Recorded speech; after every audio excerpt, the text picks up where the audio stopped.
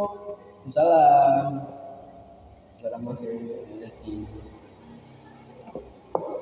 Oke, selamat siang Nak Daki, bisa bertemu dengan kamu hari ini. Silakan cari tempat duduk yang nyaman buat kamu. Terus bagaimana kabar kamu hari ini Nak Daki? Kabar saya kurang baik, Pak. Gitu ya. Iya. Terima kasih ya sudah sempat meluangkan waktu untuk datang ke ruang BK. Sebelum ini kita mulai, boleh saya tahu bagaimana perasaan kamu setelah memutuskan untuk datang ke ruang BK ini? Rasanya deg-degan, Pak. Rasanya deg-degan ya. Santai aja ya buat baik. Sebelumnya udah pernah ke ruang BK belum? Sebelumnya belum pernah. Belum pernah ya? Iya. Ya, di sini saya akan menjelaskan beberapa asas konseling sebelum kita mulai sesi konseling hari ini, yaitu yang pertama adalah asas kerahasiaan.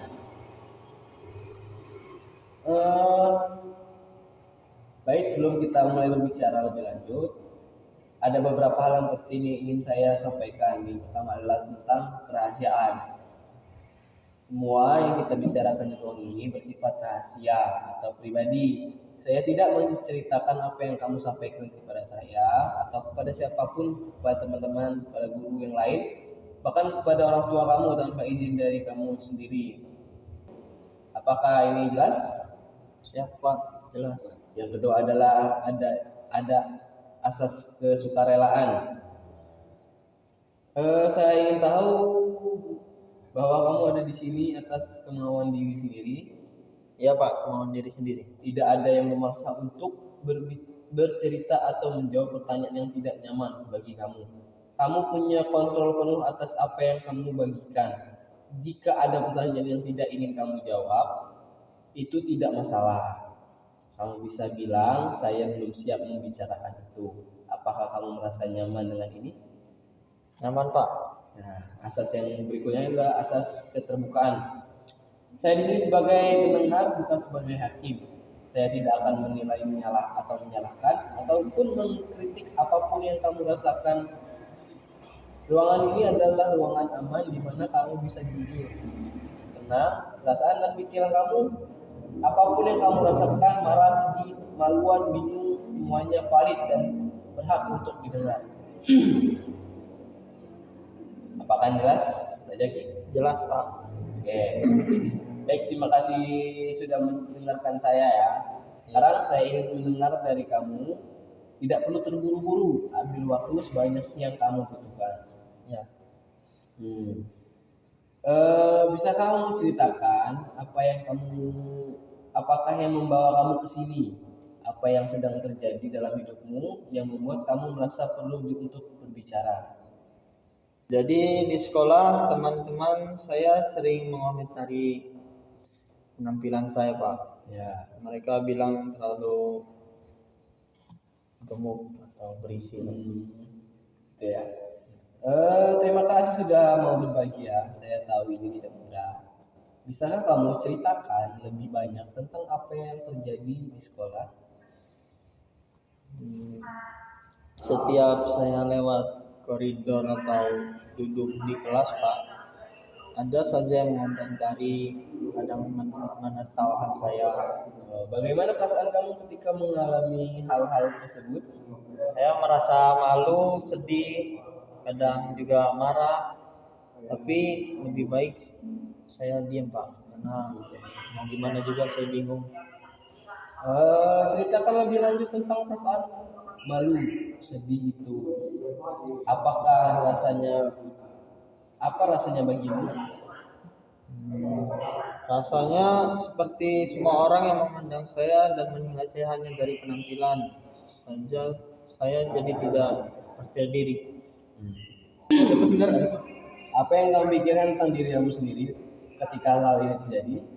Saya mulai berpikir mungkin mereka benar, Pak, karena saya memang besar badannya. Bagaimana hal ini mempengaruhi kehidupan sehari-harimu di sekolah? Saya jadi tidak mau pergi ke sekolah, kadang pura-pura sakit supaya bisa di rumah, atau kadang bolos. Oke, oke, oke. Apakah kamu ingin kamu ingin kapankah kamu ingat kapan pertama kali hal ini terjadi? Kalau tidak salah itu sudah berjalan 3 bulan, Pak. Oke, apakah ini terjadi setiap harinya? Tidak setiap hari, tapi sering. Mungkin seminggu 3 sampai 4. Oke. Apakah komentar ini datang dari orang yang sama atau orang yang berbeda?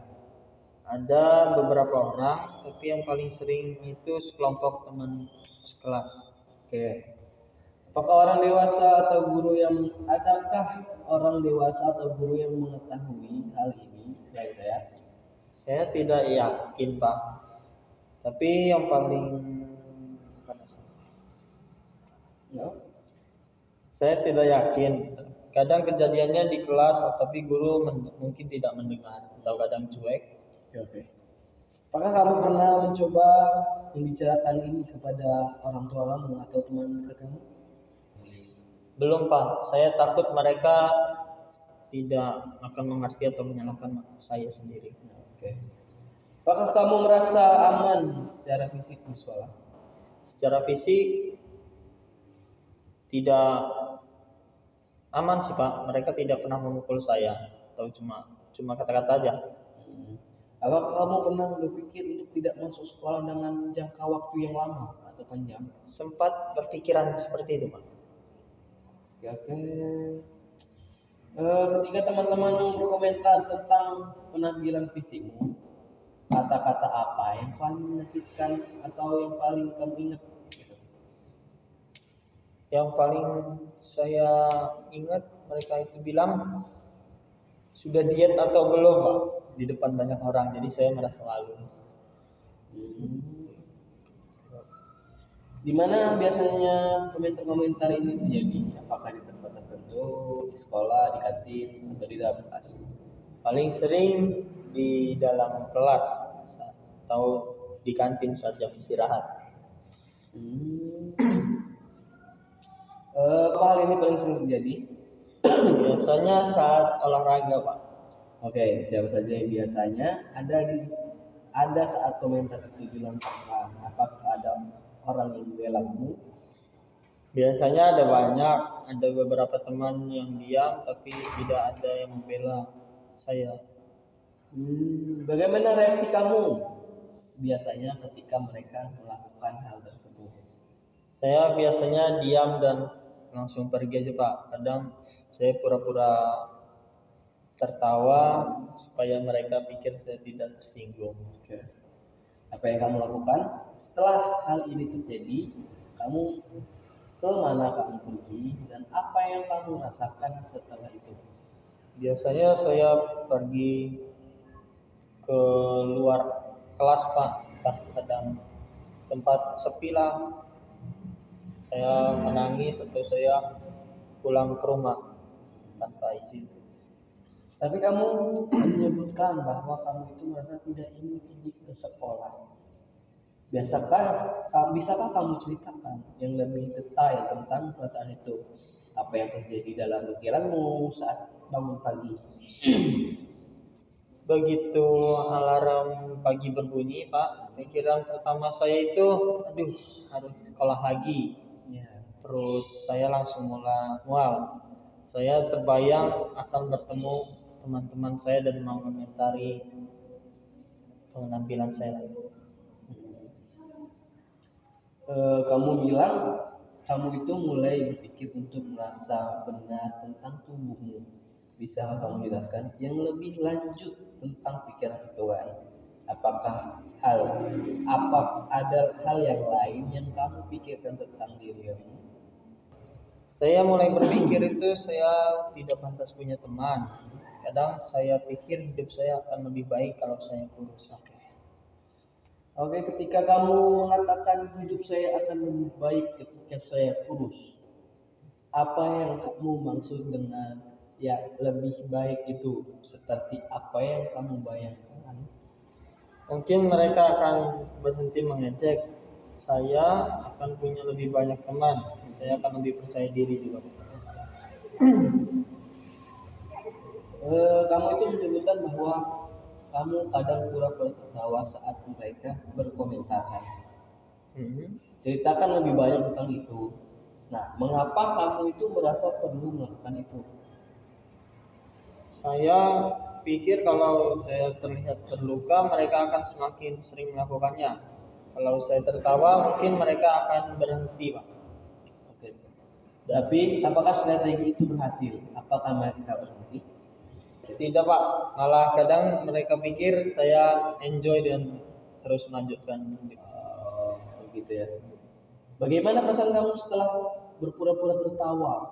Padahal sebenarnya kamu itu terluka di dalam. Rasanya saya seperti mengkhianati diri saya sendiri, Pak. Seperti tidak jujur dengan perasaan saya merasa lebih buruk. Kamu itu tidak bilang kamu takut bercerita ke orang tua karena takut disalahkan. Bisa kamu ceritakan lebih banyak tentang ketakutan itu? Apakah kamu bayangkan apa yang mereka katakan gitu? Saya takut mereka bilang, ya sudah diet aja. Atau memang kamu kegemukan, wajar mereka bilang begitu. Saya takut mereka tidak akan memahami bahwa ini menyakitkan, Pak. Oke. Ya, bisa kamu ceritakan lebih lanjut tentang situasi yang membuat kamu itu merasa paling tertekan atau paling sulit menghadapinya? Yang paling sulit saat di kelas olahraga. Kami harus pakai seragam olahraga yang ketat kan, Pak. Dan di situ komentar paling banyak muncul. Oke. Apa yang menurut kamu itu menjadi hambatan terbesar untuk kamu merasa lebih baik atau untuk mengatasi situasi ini? Saya merasa sendirian, tidak ada yang membela saya atau mendukung saya, dan saya tidak tahu harus berbuat apa. Apakah kamu pernah mencoba cara-cara tertentu untuk menghadapi atau menghentikan komentar-komentar tersebut? Jika ya, apa yang sudah kamu coba?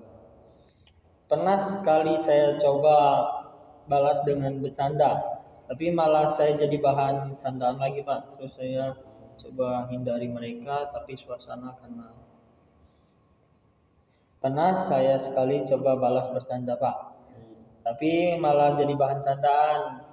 Terus saya coba hindari mereka, tapi susah karena teman sekelas saya juga. Oke, dari semua yang sudah kamu coba, apa yang sedikit membantu meskipun tidak sepenuhnya efektif? Menghindari, Pak. Menghindari mereka kadang membantu. Kalau saya datang terlambat ke kelas atau pulang duluan, saya bisa mengurangi interaksi. Oke. Apa yang kamu butuhkan untuk merasa lebih kuat atau lebih mampu menghadapi situasi ini? Mungkin kalau ada yang mendukung saya, atau kalau saya tahu cara yang tepat untuk merespon mereka. Jika jadi jika saya memahami dengan benar, kamu itu mengalami komentar yang menyakitkan tentang bentuk tubuh kamu dari sekelompok teman-teman sekelas, dan ini terjadi secara berulang. Trauma saat belajar pelajaran olahraga dan di kantin. Apakah kamu pemahaman saya benar? Iya, Pak, benar. Nah, dan kamu merasa situasi ini membuat kamu tidak ingin pergi ke sekolah, merasa kesepian dan bertanyaan nilai dirimu itu sendiri. Betul begitu? Iya, Pak, persis begitu. Kamu juga menyebutkan bahwa kamu belum menceritakan ini ke siapapun, takut tidak dipahami atau sampai disalahkan. Apakah itu yang kamu maksud? Iya, Pak. Nah, ketika kamu bilang mereka maksudmu adalah sekelompok tertentu di kelasmu, bukan seluruh sekolah kan? Iya. Nah, ya terutama satu kelompok itu. Baik, dan ketika kamu bilang ini membuatmu merasa lebih buruk tentang dirimu sendiri, apakah maksudmu adalah kamu mulai percaya pada komentar negatif itu? Ya, seperti itu. Oke. Sekarang saya ingin kita mundur sejenak dan melihat situasi ini dari sudut pandang yang berbeda. Menurut kamu, mengapa orang-orang itu melakukan body shaming? Apa yang membuat seorang itu berkomentar negatif tentang penampilan orang lain? Saya tidak pernah memikirkannya, Pak. Mungkin mereka pikir itu lucu. Oke, itu satu kemungkinan. Apakah ada alasan lain yang memikirkan, misalnya apa yang mungkin mereka merasakan dalam diri mereka sendiri? Mungkin mereka juga tidak percaya diri, jadi mereka mencoba membuat orang lain merasa lebih buruk. Itu pengamatan yang baik ya. Seringkali orang lain melakukan bullying atau body shaming sebenarnya sedang bergulat dengan ketidaknyamanan mereka sendiri. Apakah itu berarti komentar mereka itu tentang kamu, benar-benar tentang kamu, atau lebih tentang mereka sendiri? Mungkin ya, Pak ya, mungkin lebih tentang mereka, tapi tetap saja menyakitkan saya. Oke, tentu saja menyakitkan ya. Dan perasaan itu sangat valid. Pertanyaannya saya adalah, apa komentar dari seseorang yang sedang bergelut dengan misal masalahnya sendiri seharusnya menentukan nilai dirimu? Kalau dipikir-pikir seharusnya tidak, Pak. Oke, mari kita coba lihat dari perspektif lainnya. Selain penampilan fisik, apa saja hal lain yang membuat seorang berharga? Kepribadian mereka, kebaikan hati atau kecerdasan. Tepat sekali. Sekarang bisakah kamu ceritakan tentang kualitas-kualitas positif dalam dirimu yang tidak ada dalam hidup orang lain? Saya pandai di matematika. Saya suka membantu teman yang kesulitan belajar. Kata guru saya juga saya sopan. Itu semua hal yang luar biasa. Apakah komentar tentang tubuhmu mengubah fakta bahwa kamu pandai matematika, suka menolong dan sopan? Tidak, itu tetap sama aja. Jika nilai seseorang ditentukan oleh banyak hal, kepribadian, kebaikan, kecerdasan, bakat, mengapa kita membiarkan suatu aspek yang yaitu penampilan mendefinisikan keseluruhan diri kita? Saya tidak tahu, mungkin karena itulah yang paling terlihat. Oke, sekarang saya ingin kamu membayangkan suatu. Coba bayangkan, ada sahabat terbaikmu yang mengalami hal yang persis sama seperti yang kamu alami sekarang. Dia merasa lebih sedih dan tidak berharga. Dia datang kepadamu dan berbicara apa yang akan kamu katakan kepadanya. Saya akan bilang, jangan dengarkan mereka, kamu itu baik dan kamu berharga. Saya akan coba menghibur dia, Pak. Itu respon yang sangat penuh kasih ya. Sekarang pertanyaan saya, mengapa kamu bisa berkata seperti itu untuk temanmu, tapi tidak bisa berkata itu kepada dirimu sendiri? Tidak tahu sih, Pak. Rasanya lebih mudah untuk mendukung orang lain daripada diri sendiri. Itu sangat umum ya. Kita sering lebih keras kepada diri sendiri daripada orang lain. Tapi apakah itu adil? Apakah kamu tidak layak mendapatkan kebaikan yang sama yang kamu berikan kepada temanmu? Kalau dipikir-pikir, seharusnya saya juga layak. Oke, mari kita coba skenario yang lainnya. Bayangkan kamu itu bisa kembali ke salah satu momen ketika seorang berkomentar negatif tentang dirimu. Tapi kali ini kamu punya kekuatan untuk merespon dan dengan cara apapun yang kamu mau tanpa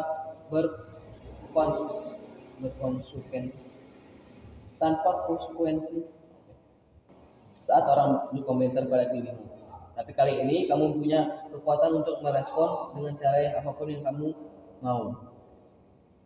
Apa yang akan kamu katakan atau kamu lakukan? Saya ingin bilang, komentarmu itu menyakitkan dan tidak pantas. Aku tidak pantas diperlakukan seperti itu. Oke, itu respon yang sangat kuat dan sangat sehat. Nah, apa yang menghalangimu untuk benar-benar mengatakan itu? Saya takut mereka akan mengejek saya atau situasinya akan jadi lebih buruk. Ketakutan itu masuk akal. Tapi mari kita pikirkan apa skenario terburuk yang bisa terjadi jika kamu membela dirimu dengan tegas namun sopan. Mungkin mereka akan tertawa atau tidak peduli. Dan apa skenario terbaiknya? Mungkin mereka akan menyadari kalau itu menyakitkan dan akan berhenti. Dan skenario yang paling mungkin terjadi apa? Mungkin mereka akan kaget karena saya akhirnya akan bicara, dan mungkin mereka akan mikir 2 kali sebelum berkomentar lagi. Oke, sekarang bayangkan 5 tahun ke depan ya. kamu sudah lulus sekolah. Jika kamu melihat ke belakang pada masa ini, versi dirimu yang sekarang, dan 5 tahun ke depan versi dirimu yang baru, atau yang berani angkat bicara dan membela dirimu. Pasti yang berani akan membela diri. Nah, satu pertanyaan lagi ya, jika ada tongkat ajaib dan kamu bisa mengubah satu hal dari situasi ini, apa yang kamu ubah? Saya ingin mereka berhenti berkomentar, atau saya punya keberanian untuk tidak terpengaruh oleh kata-kata mereka. Dari dua hal itu, mana yang lebih berada dalam kontrolmu? Yang keberanian untuk tidak terpengaruh. Oke. Saya ingin meluangkan waktu sebentar untuk merefleksikan apa yang kamu bagikan hari ini.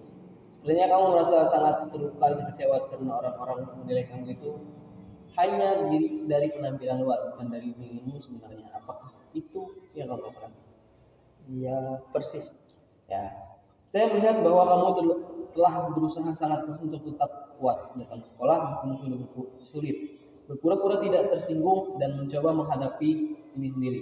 Itu menakjubkan, kekuatan yang luar biasa meskipun tidak terasa seperti itu bagimu. Saya tidak merasa saya tidak merasa kuat, saya merasa lemah karena terlalu terpengaruh. Oke. Baik, merasakan emosi yang dalam bukan tanda kelemahan. Faktanya butuh keberanian besar untuk hadir di siang hari ini.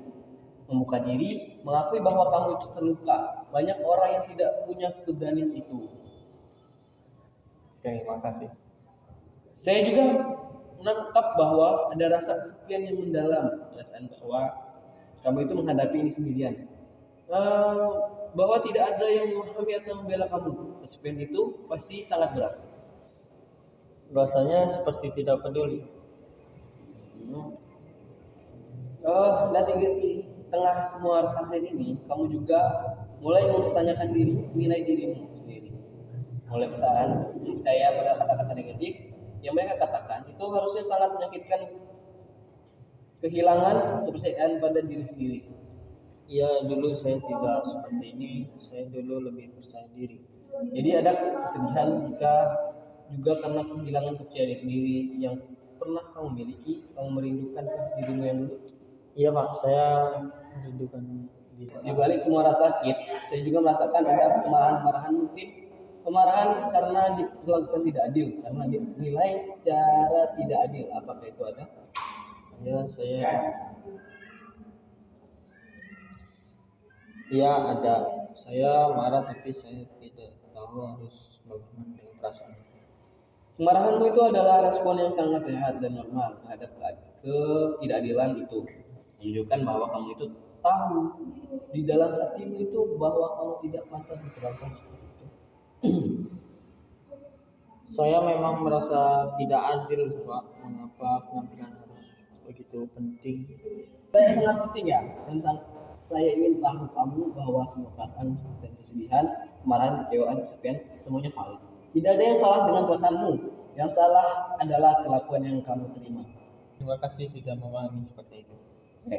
Satu hal lagi yang saya tangkap adalah bagi bagian dirimu yang masih bertahan, yang masih berharap karena kamu ada di sesi hari ini mencari bantuan, itu menunjukkan bahwa meskipun sulit, kamu belum menyerah, kamu masih percaya bahwa situasi ini bisa membaik. Ya, saya harap bisa berubah. Oke. Sekarang saya ingin memberikan beberapa perspektif yang mungkin membantu. Body shaming adalah bentuk bullying dan itu bukan tentang kamu, itu tentang orang lain yang melakukannya. Penelitian menunjukkan bahwa orang yang melakukan bullying seringkali memiliki ketidaknyamanan sendiri tentang penampilan mereka, kebutuhan untuk merasa berkuasa atau superior. Yang ketiga itu kurangnya empati atau pemahaman tentang dampak dari kata-katanya. Yang keempat, tekanan dari kelompok teman atau terlihat lebih keren. Nah, tidak ada satupun dari ini yang membenarkan perilaku mereka. Tapi memahami ini bisa membantu kamu melihat bahwa komentar mereka bukan cermin dari nilai dirimu yang sebenarnya. Oke, sebelum kita menutup sesi kita hari ini, kita sebelum kita menutup sesi kita hari ini, jika kamu masih merasa tidak kurang nyaman, kita coba beberapa minggu ke depan, kamu boleh kembali ke sini. Begitu ya Najaki? Ya Pak, siapa? Oke. Sebelum kita menutup sesi hari ini, jika seminggu ke depan kamu merasa hal-hal yang kurang nyaman masih mengganggu dirimu, kamu bisa kembali ke sini. Oke, kamu bisa kembali ke kelas. Terima kasih Pak ya. Ya. Assalamualaikum. Salam.